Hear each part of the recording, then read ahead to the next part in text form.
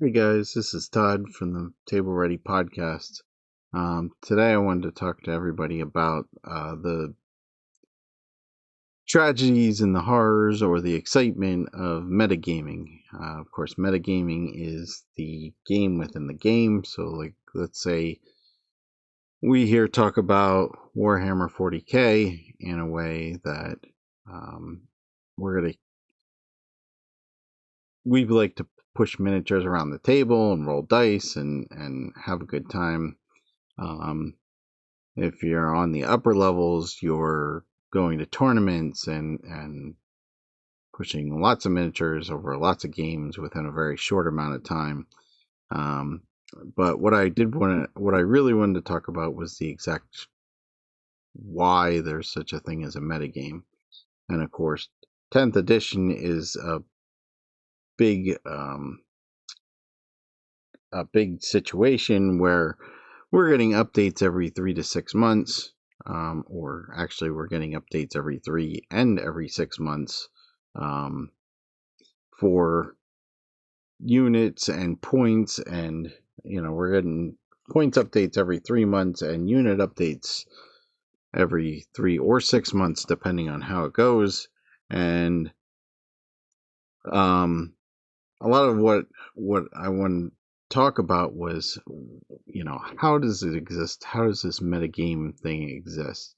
And I wanted to, I'm really talking to like the basement gamers, the garage, Warhammer players, stuff like that. Um, but of course, this goes with any type of tabletop game. Bolt action and, and Star Wars Legion, or you know anything like that.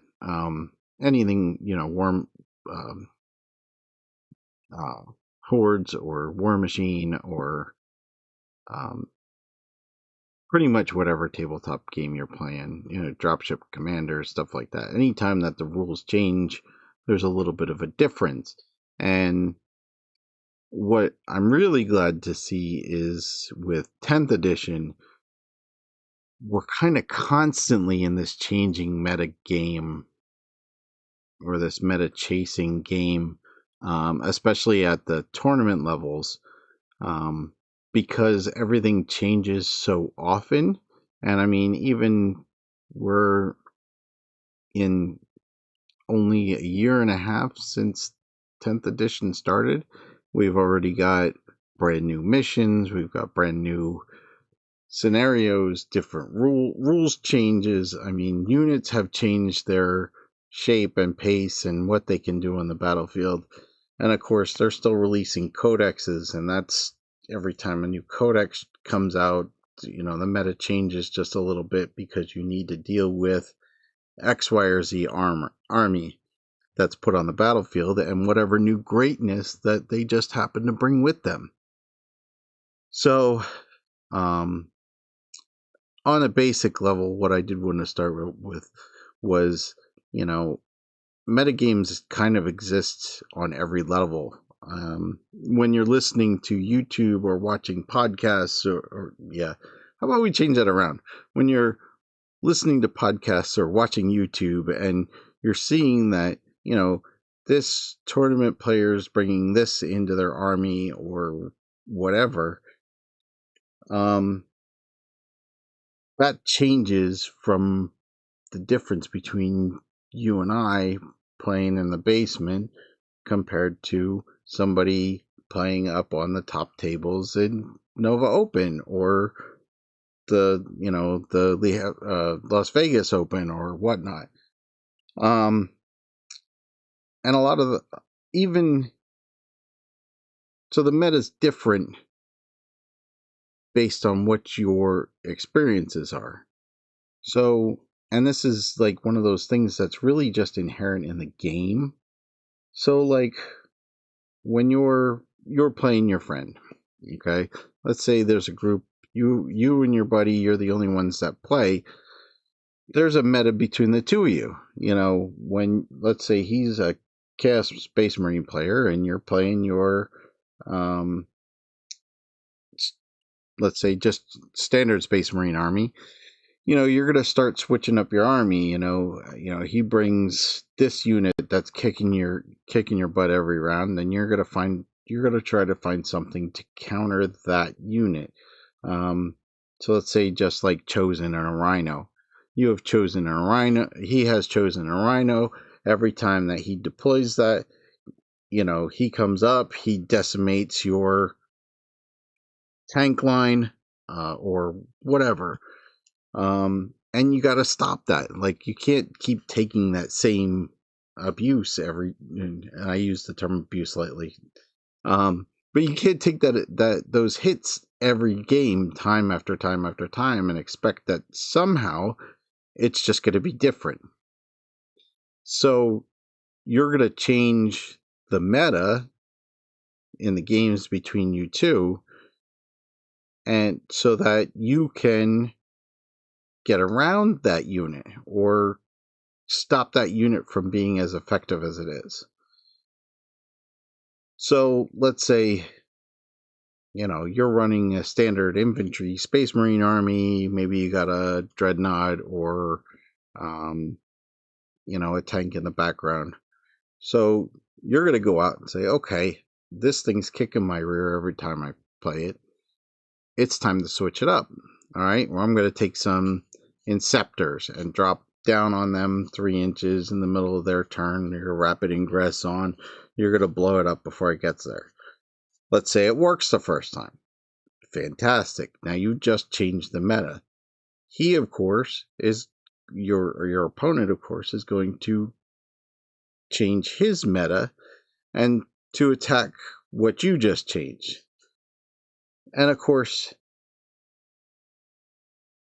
on a small scale, it's only changing 1 unit of fight or 1 unit of every combat that you have, every game that you play. Or, you can go as far as like, all right, I'm going to go buy a different army because I'm tired of getting my butt kicked with my Space Marines.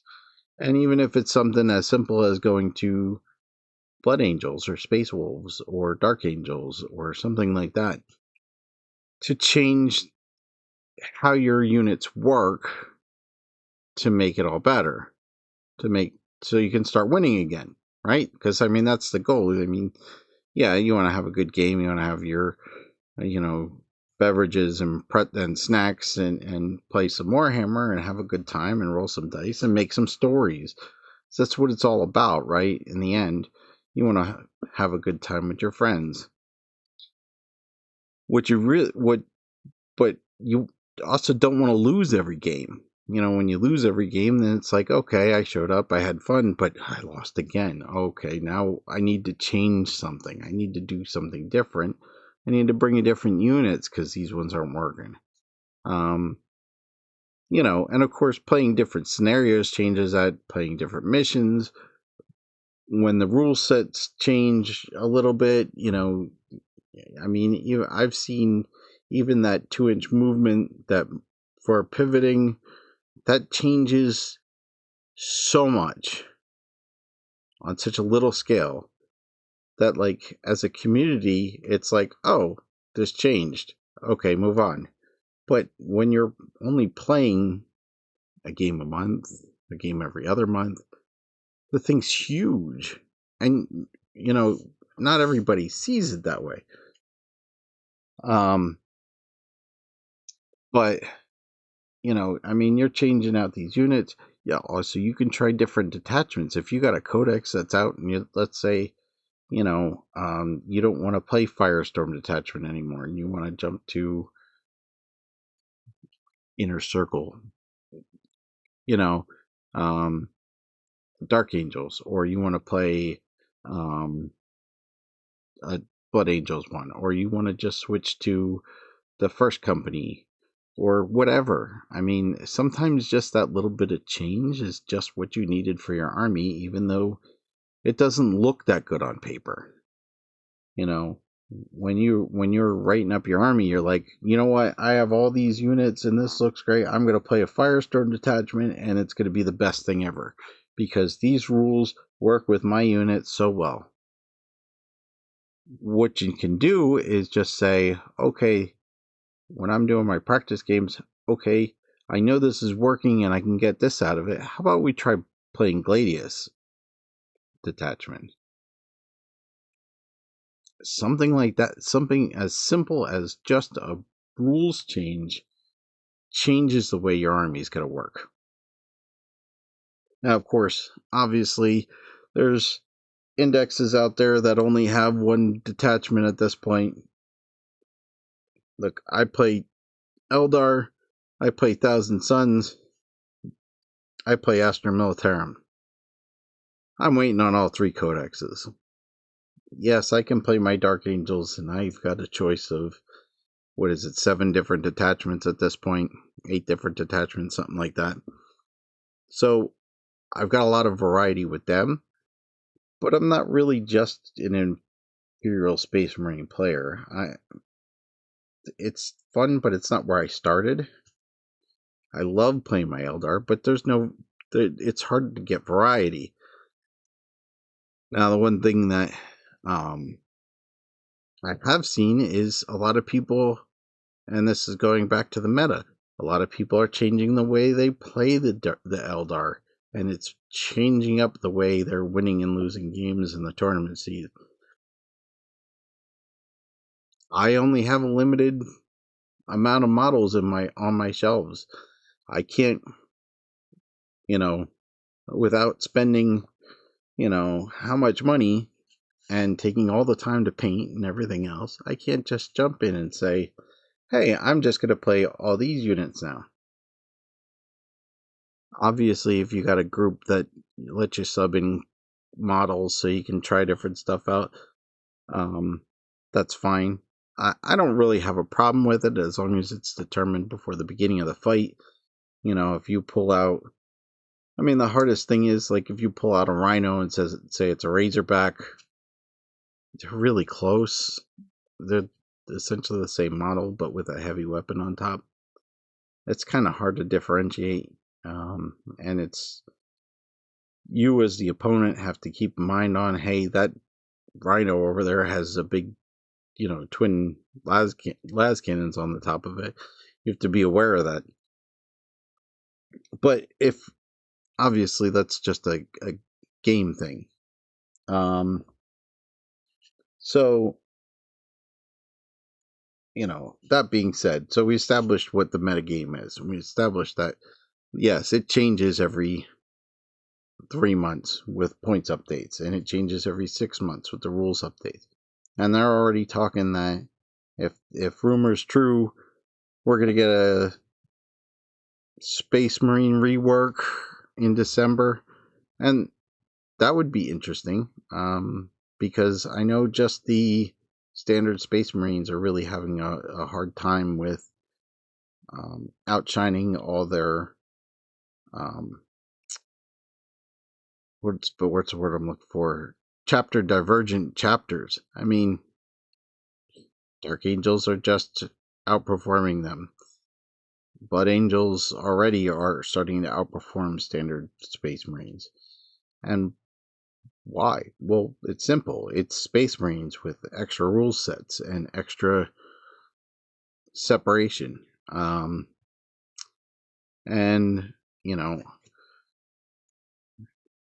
how could they not? And I think that's going to be part of what changes with the regular Codex Marines. And I think that's fantastic.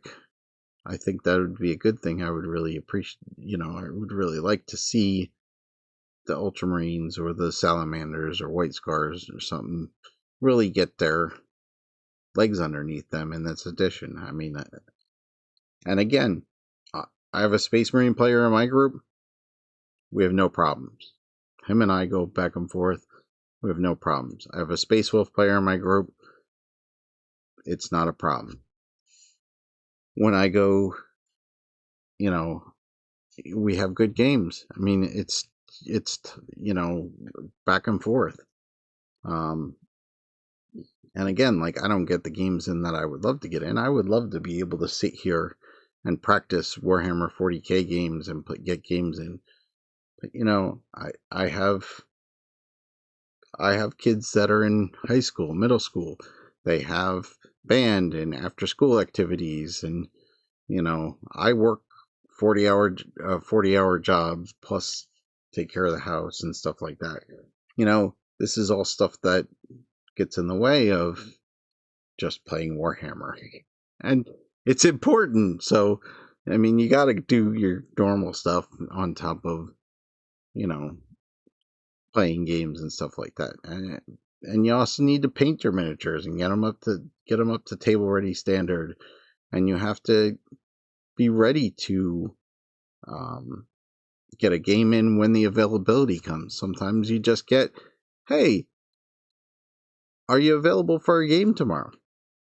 Yes, no, maybe, whatever. If it works out, then you got to be ready to play. One of my skill sets, because I've played since second edition, is I build army lists all the time. I'm constantly on there.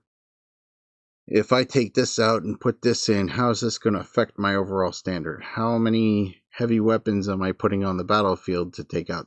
How many anti-tank weapons? How many anti-flyer weapons? I know flyers aren't real prevalent in 10th edition, but I know that they're out there. How how much infantry shooting do I have? Just baseline bolter fire. All this is important stuff to try to figure out when you're building armies. So I constantly build armies. That's one of my things that I keep doing. I stop in the middle of work sometimes and I'm like, I have this idea. What if I did this? So I actually use New Recruit, and that's a good website to use. And let's see, maybe I can share it here. And I use the Warhammer app, the Warhammer 40K app. So when I'm trying to build the army, this is what I'm working at. All right, so I copy this here. I'll put this right in the chat, and I'll also put it in the show notes. Okay. Thought I copied it. Sorry. So, but I'm always like, I'm logged in. Sadly enough, I'm logged in at work. So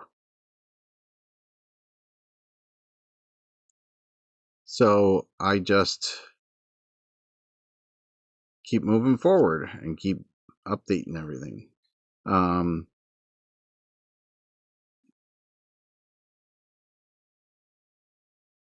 So, all right, let's skip that because it's not working. All right, somehow my chat's not working. Haha. All right.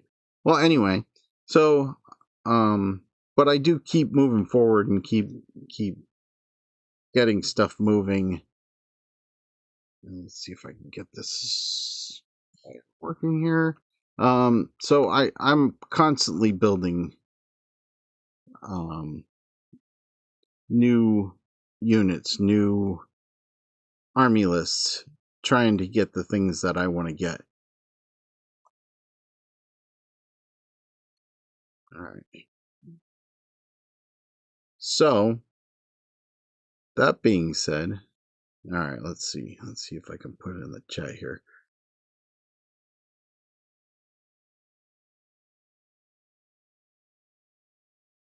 So, anyway, let's skip on to that. I will put it in the show notes then, and when this comes out on podcasts, we will get that working. But as far as the meta games going, like I said, chasing the meta, painting all those new miniatures, getting all this stuff set up, trying to keep everything up and going and moving forward. It's a lot. It's a lot to keep doing. It's a lot to keep going. And I think that everything that we do. There we go.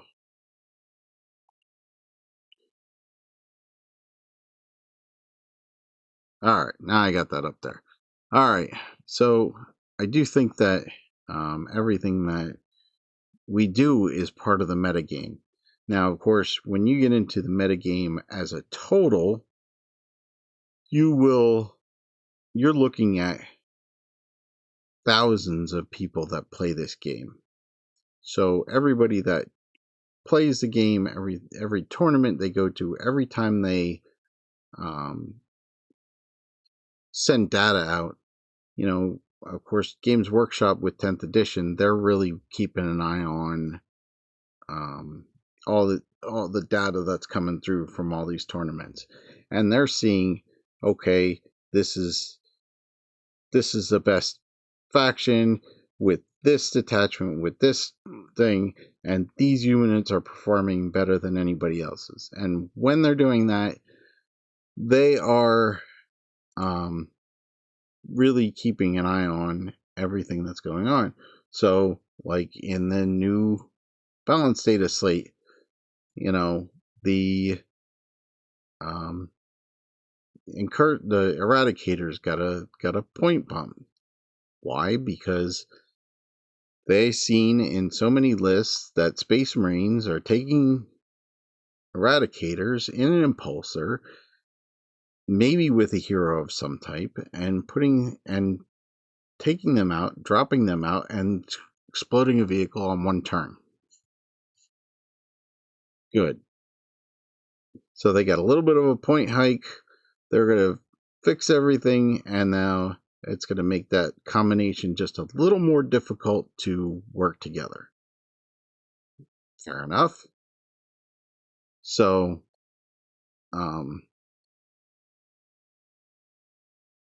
what do you do? What do you do when the points goes up? When the points go up, you're actually going to change your army. Or maybe it's not enough that it's worth changing the army. Sometimes you just want to keep going with what you got. Okay, so I lost 20 points. I'm going to take out this weird unit and set everything up so that it still works. So it works a different way. It all depends. Now, I've seen, I listened to a podcast just the other day. They said they're going to take out their Eradicators in an Impulsor with a hero, and they're using Vindicators.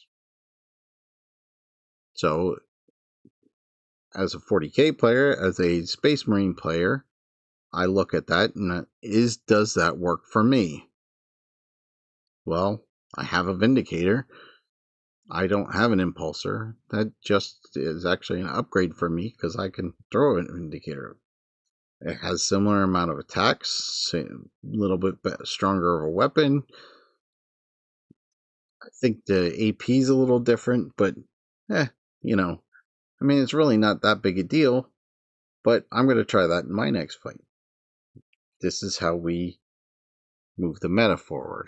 Now, of course, what happens? In 3 months, they're going to update the points again, and maybe Vindicator's going to be up because they work better than that combination that they just had. We will see. But this is a long conversation about how the metagame changes and how we keep up with it, and this is exactly how the meta works.